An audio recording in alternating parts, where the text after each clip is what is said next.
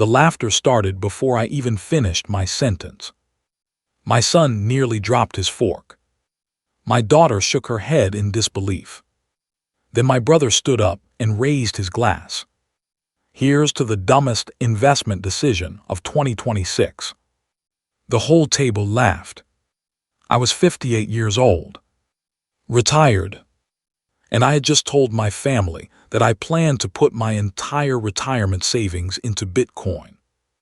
My daughter-in-law actually asked if I was having a midlife crisis. My son said, "Dad, you're too old to recover if this goes wrong." Maybe he was right. Maybe I was crazy.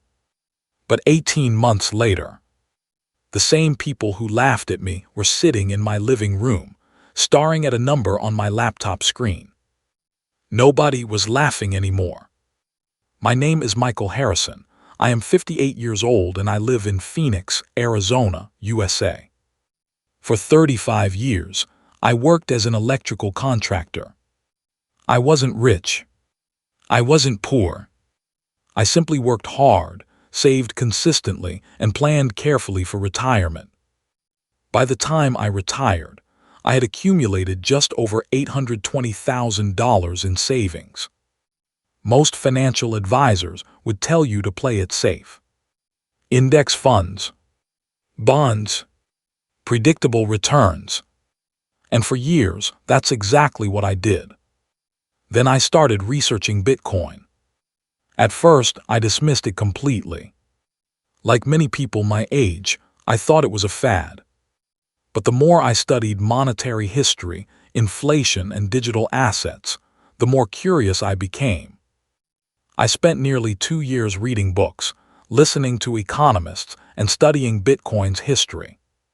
I wasn't chasing quick money. I was trying to understand the future.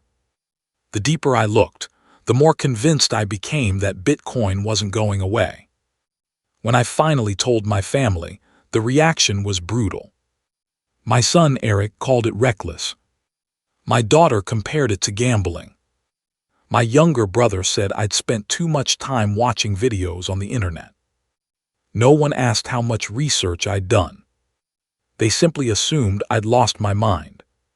To them, a 58-year-old retiree wasn't supposed to take risks, especially not with his life savings. For several weeks, I wrestled with the decision. Then one morning, I looked at my retirement accounts and realized something. Playing safe had protected my money, but it had never created meaningful growth. I wasn't afraid of losing. I was afraid of spending the next 20 years wondering what would have happened if I'd trusted my own judgment. So I made the move. Every dollar. The following months were brutal. Bitcoin's price dropped sharply. Financial news channels predicted disaster. My son called almost every week. Not to check on me, to remind me how much money I was losing. I'll admit it. There were nights I couldn't sleep. But every time fear appeared, I returned to the research that had convinced me in the first place. Nothing fundamental had changed.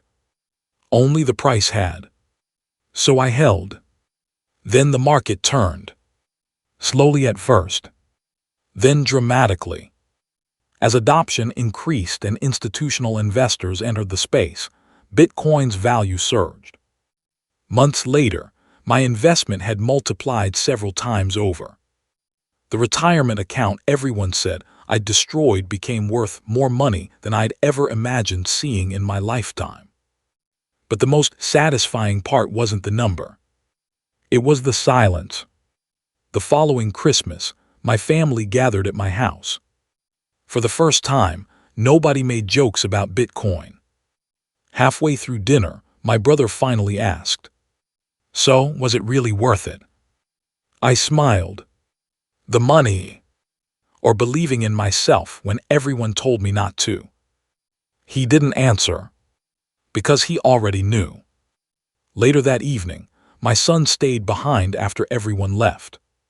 He admitted something I'd never expected. "Dad, I wasn't worried about Bitcoin. I was worried you'd prove I was wrong." That honesty surprised me. For years, we'd argued about investing. Now we were finally having a real conversation.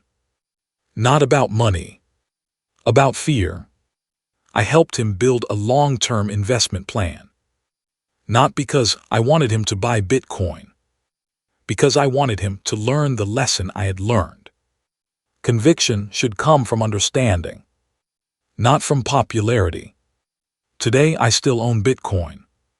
I also own real estate, dividend stocks, and several other investments. Because wealth isn't built by being stubborn. It's built by staying informed and adapting when necessary. Looking back, everyone called me crazy for buying Bitcoin with my retirement savings. Maybe from the outside, it did look crazy. But sometimes the biggest risk isn't making an unpopular decision. It's letting other people's fear make your decisions for you. Because the day my family laughed at my investment, they thought they were watching a retiree make the worst mistake of his life. Instead, they were watching him trust himself for the very first time.